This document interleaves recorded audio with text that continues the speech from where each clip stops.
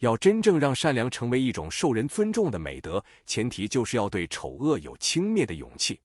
王宝森案件被揭露出来后，对其轻蔑者少，而羡慕者多，能派专机接港姐来玩弄，能有几百亩地的别墅，死也值得了。这是百姓们茶余饭后的惊叹。有这样的社会心理机制，恶烟能不泛滥？到头来受恶的折磨的还不是小百姓自己。因此，轻蔑是当下我们最急需的情感。过街老鼠，倘若人人喊打，他不等真的拳头挥上来，早就吓得肝胆俱裂了。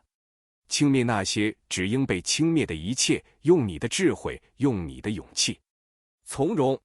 一个朋友参加学生会主席的竞选，失败后跑来向我诉苦。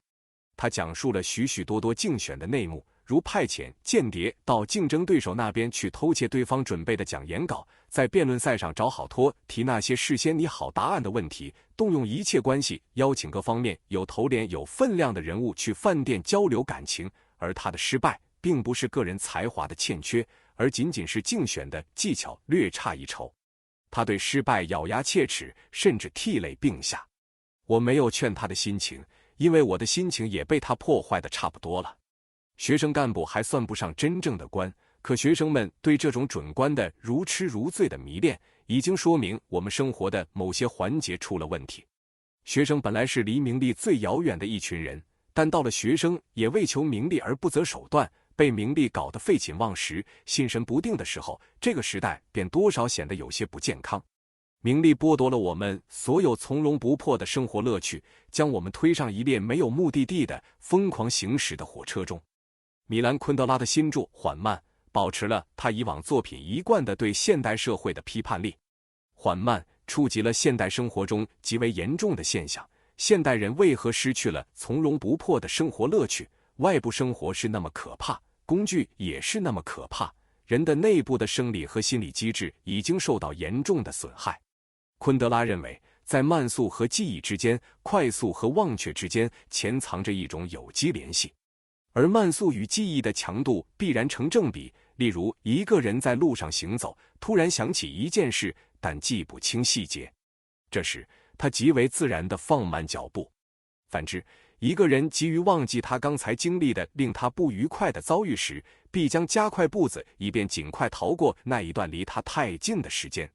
这里昆德拉揭示了现代人紧张、快速的生活节奏的本质，是用忙的借口来回避生命的本真状态。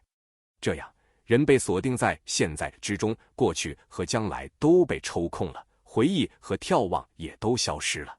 昆德拉对缓慢的发现，希望能警醒现代人，重新审视生活观，重新建构一座轻与重名副其实的天平。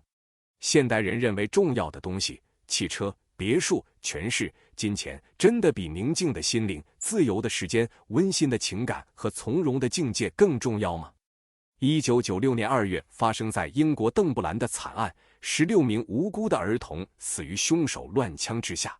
凶手托马斯是个典型的狂人，傲慢而暴躁，他想获得英雄般的位置，全身心地投入到童子军的组织活动中。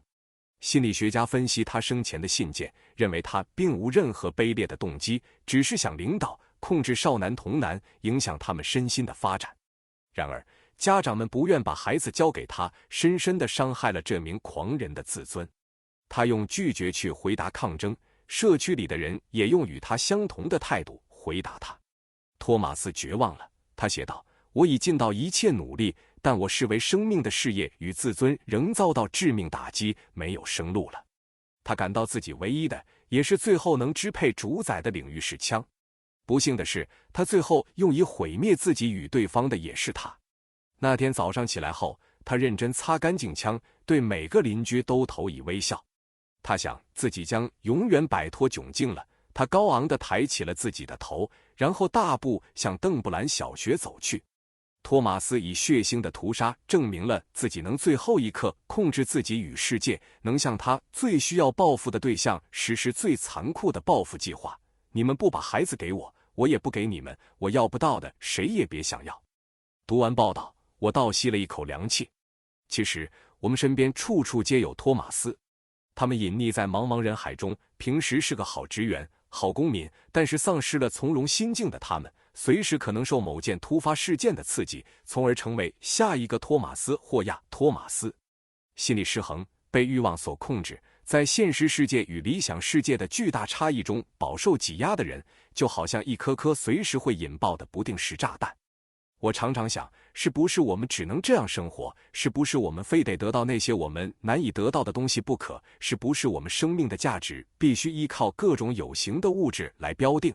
一位美丽的女孩强迫未婚夫带她一起去拍8万元一套的婚纱照，未婚夫为讨得爱人的欢心，不惜挪用公款，结果触犯刑律。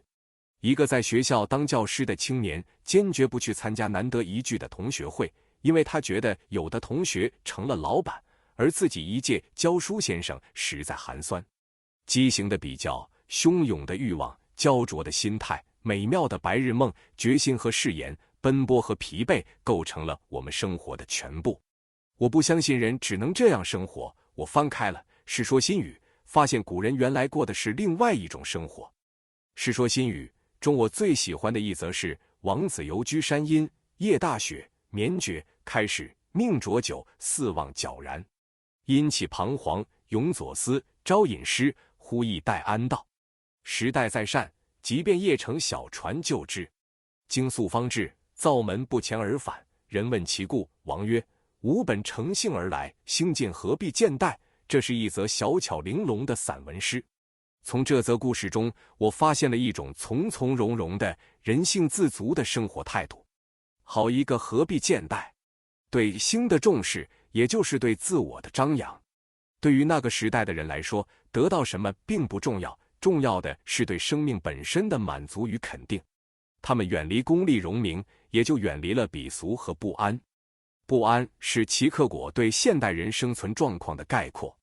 不安是从容的对立面，它揭示了在不可控制的环境中的人所做的一切无望的挣扎。克林顿那样的领袖是不安的，托马斯那样的歹徒也是不安的。世界首富比尔·盖茨在他的豪华宅邸中是不安的，他得绞尽脑汁地思考在未来的网络之战中克敌制胜的妙法。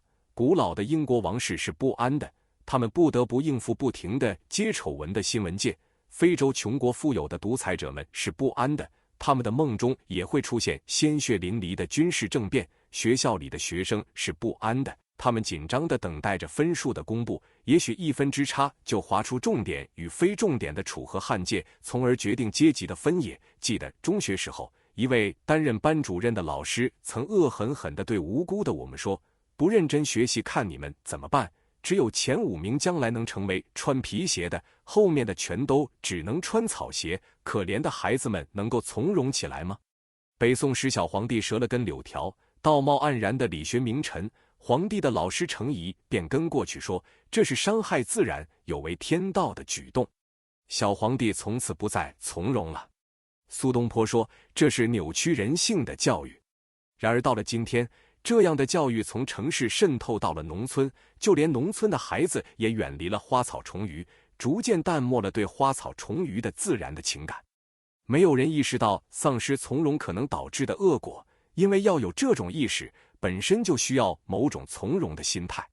我在床头贴上一条横幅，是王维的诗句：行到水穷处，坐看云起时。我知道要达到这样的境界很难很难。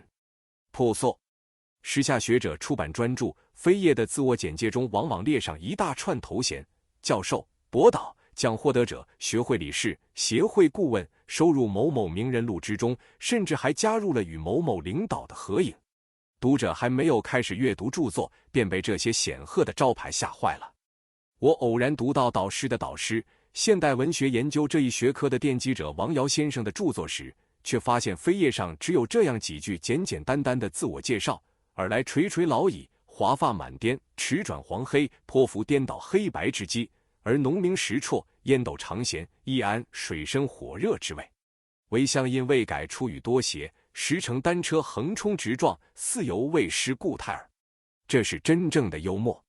在幽默的背后，我看到了一种本色的朴素。学界泰斗的王尧先生终身保持着这种朴素。可惜我来到未名湖畔的时候，先生已经去世了，我无缘与乘单车横冲直撞的先生相遇。而先生的这段自我介绍，足以令今天一打两打的学者们为之汗颜。我常常怀念那些这个时代所稀罕的品质，正如人们热心保护濒临灭绝的珍稀动物，朴素显然是其中之一。有一次，我到一名爆发的朋友家里去，他家里装修的让我眼花缭乱，水晶吊灯、油木地板、大理石浴缸、希腊裸女像、真皮沙发，沙发旁边摆着一盆文竹。在这样的氛围内，文竹是那样格格不入，因为文竹是一种朴素的植物，把它摆在珠光宝气的客厅里，文竹难受，人也难受。主人浑然不觉，我却全身起鸡皮疙瘩，为文竹不忍，也为自己不忍，更为被亵渎的朴素而感到痛心。世间没有靠得住的财富，而朴素却是一种绝对靠得住的品质，是人永远的财富。抗战时期，北大、清华、南开迁到昆明成立西南联大。